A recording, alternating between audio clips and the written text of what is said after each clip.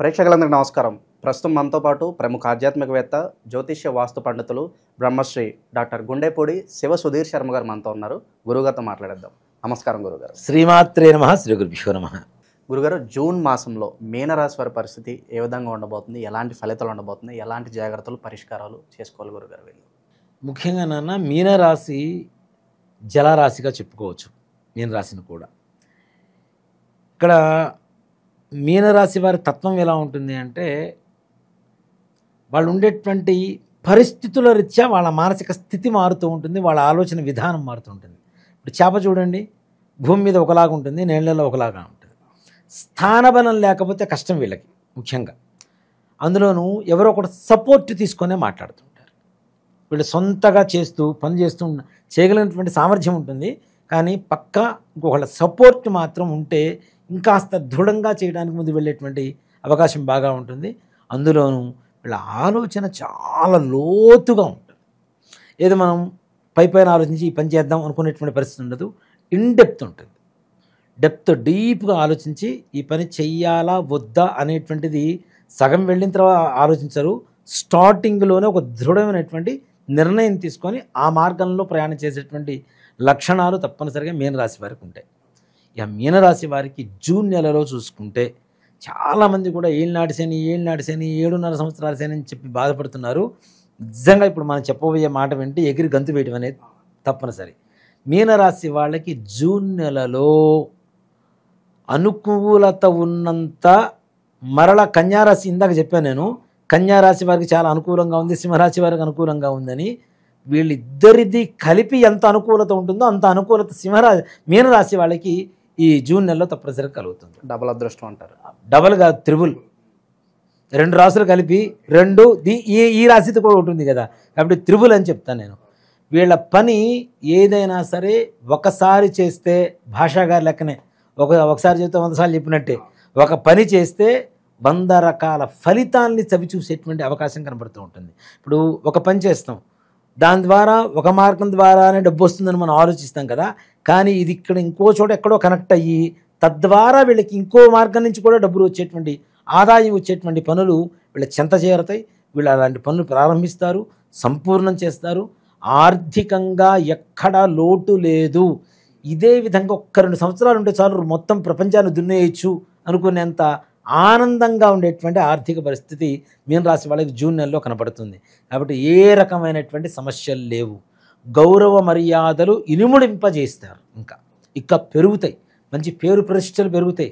పెద్ద వాళ్ళ అంటే మనకి సంబంధం లేదు ఈ సర్కిల్, మన సర్కిల్ వేరు, మన చిన్న సర్కిల్, అదేదో పెద్ద సర్కిల్. ఆ సర్కిల్ జనాలతో మనం సహవాసం చేస్తామా, వాళ్ళ పేరు మన నోట్లోంచి అనుకోవడం తప్పితే వాళ్ళని చూస్తామా లేదా అనుకునేటువంటి స్థాయి మనుషులు, గొప్ప స్థాయి మనుషులు కూడా వీళ్ళకి పరిచయం అయ్యి వీళ్ళ స్నేహాన్ని కోరుకునేటువంటి పరిస్థితుల్లో అవతల ఉండేటువంటి స్థాయి వాళ్ళు ఉంటారు.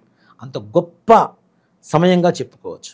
అలాగే ఇంట్లో కుటుంబ గౌరవం, ఇంట్లో కుటుంబ ఆనందం, పిల్లలు, పెద్దలు, ఆరోగ్యాలు అన్నీ సంపూర్ణంగా ప్రశాంతంగా ఉండేటువంటి వాతావరణం వస్తూ ఉంటుంది. శుభకార్యాలు పర్సెంట్ తప్పనిసరిగా వీళ్ళు అనుకుంటే వివాహాది శుభకార్యాలు, అంటే ఆకాశం అంతా పందిరేసి భూదేవంతా పీట వేసి అరుగు వేసి మండపం వేసి చేస్తూ ఉంటారు కదా, అలాంటి ఘనమైనటువంటి కార్యక్రమాలు చేసేటువంటి అవకాశం సంపూర్ణంగా కనపడుతుంది. ఇక భూమికి సంబంధించిన వ్యవహారాలు ఎలా ఉండబోతున్నాయి గురుగారు? కొత్తగా స్థలం కొనుక్కోవాలి, లేదంటే కొంతమంది భూ కబ్జాలకు గురైన వాళ్ళు ఉంటారు, వీళ్ళ పరిస్థితి ఎలా ఉండబోతుంది? నిజంగా చెప్పాలి అంటే అలాంటి వివాదాల్లో ఉన్నటువంటివి కూడా వీళ్ళకి సానుకూలంగా మారి వీళ్ళ భూమి వీళ్ళకి వస్తాయి నాన్న.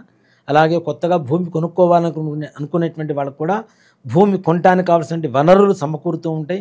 అలాగే ముఖ్యంగా ఎవరో మా స్థలాన్ని ఎవరో కబ్జా చేశారు, డబుల్ రిజిస్ట్రేషన్ జరిగినాయి, మేము నష్టపోతున్నాం, ఇలాంటి పరిస్థితి నుంచి కూడా బయటపడి సంతోషకరంగా వీళ్ళ ఆస్తి మరలా వీళ్ళకి పునరాగమనం జరగడానికి సంపూర్ణమైనటువంటి అవకాశాలు కనబడుతాయి. ఓకే, ఇక కొత్తగా అవకాశాల పరంగా, గుర్తింపు పరంగా ఎలా ఉంటుంది గురుగారు ఈ నెల?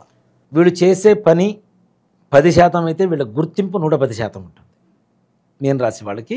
అంటే చేస్తున్న దానికి వీళ్ళకు ఉండేటువంటి గుర్తింపుకి సంబంధం లేదు, అంత గొప్ప ఖ్యాతి పొందేటువంటి అవకాశం కనపడుతూ ఉంది. అంటే వీళ్ళు చేసే పని కూడాను నలుగురిలోకి బాగా ఎక్స్పోజ్ అవుతుంది, జనాల్లోకి వెళ్తుంది. తద్వారా ఏమవుతుందంటే ఒకళ్ళ నోట్లోంచి ఒకళ్ళకి మౌత్ పబ్లిసిటీతో వీళ్ళ పేరు కీర్తి ప్రతిష్టలు విపరీతంగా పెరుగుతాయి, మంచి గుర్తింపు వస్తుంది, మంచి మన్నన చేకూరుతుంది. అలాగే ఇంట్లో పిల్లల పరంగా కూడా భార్య పరంగా కూడాను చాలా సంతోషకరమైనటువంటి వాతావరణం ఉంటుంది. ఇన్ని రోజులు చీవాట్లు పెట్టుకున్నాం, తిట్టుకున్నాం, కొట్టుకున్నాం, పిల్లల మాట వింటలేదు, మూర్ఖత్వంగా ఉన్నారు, ముండితనంగా ఉన్నారు అనుకునేటువంటి పరిస్థితిలో ఉండేటువంటి పిల్లలు కూడా చక్కగా తల్లిదండ్రుల మాట వినడం, భార్యాభర్తల అన్యోన్యత పెరగడం, ఇవంతా కూడా సంతోషకరంగా మీనరాశి వారికి ఇంకెప్పుడు చూడనంత ఆనందాన్ని జూన్ నెలలో తప్పనిసరిగా చూడవచ్చు. అలాగే రియల్ ఎస్టేట్ వ్యాపారం వీళ్ళకు కూడా చాలా విశేషమైనటువంటి యోగం కలుగుతుంది. అలాగే వ్యాపారస్తులు, కిరాణా స్టోర్స్ కావచ్చు, ఇట్లాంటి సూపర్ మార్కెట్లు, ఫుడ్ బిజినెస్, ఇట్లాంటి వాటికి సంబంధించినటువంటి వాళ్ళకు కూడా విశేషమైనటువంటి యోగం కలుగుతుంది. ఆర్థికంగా కొత్త ఒక చిన్న హోటల్ పెట్టారు నాన్న, ఈ హోటల్ పేరుతో ఇంకో బ్రాంచ్ పెట్టేంత స్థాయి కూడా ఎదిగేటువంటి అవకాశాలు ఉంటాయి తప్పనిసరిగా. అలాగే చిన్న షాపింగ్ మాల్స్ ఇట్లాంటివి చేసుకునేటువంటి వాళ్ళు కూడా 100% మంచి సక్సెస్ఫుల్ రేటు 100% ఉంటుంది ఈ నెలలో అంతా కూడాను. అలాగే ముఖ్యంగా విదేశాల్లో చదువుకునేటువంటి పిల్లలు కావచ్చు, విదేశాలు వెళ్ళాలనుకునేటువంటి పిల్లలు కావచ్చు, ఉద్యోగస్తులు కావచ్చు, ఈ యొక్క వాతావరణంలో వెళ్ళండి, సుస్థిరమైనటువంటి స్థానాన్ని పొందుతారు. విదేశంలో మరలా ఇండియా రావాల్సిన పరిస్థితులు అక్కడే ఉండిపోయి మంచి సుస్థిరమైనటువంటి అనుకూలంగా ఉండేటువంటి వాతావరణం కనపడుతుంది. గురుగారు ఏళ్ళనాటి శని దశలో ఉన్నారు కాబట్టి శనికి సంబంధించి మంచి పరిహారాలు ఉన్నా చెప్పండి గురుగారు. తప్పనిసరిగా నాన్న, ఎక్కడైనా సరే మీ నక్షత్రం రోజున కానీ, శనివారం రోజున కానీ, అమావాస్య రోజున కానీ ఈశ్వర ఆలయంలో నువ్వుల నూనెతో శివుడికి అభిషేకం చేయించండి. మిట్ట మధ్యాహ్నం 12 గంటలకి శివాలయంలో నువ్వుల నూనెతో శివుడికి అభిషేకం చేయరు, కానీ నిజంగా ఆ వ్యవహార సంగతి తెలిసినటువంటి అర్చకుల వారు తప్పనిసరిగా చేస్తారు. అదేం దోషం కాదు, తప్పు కాదు, పాపం కాదు.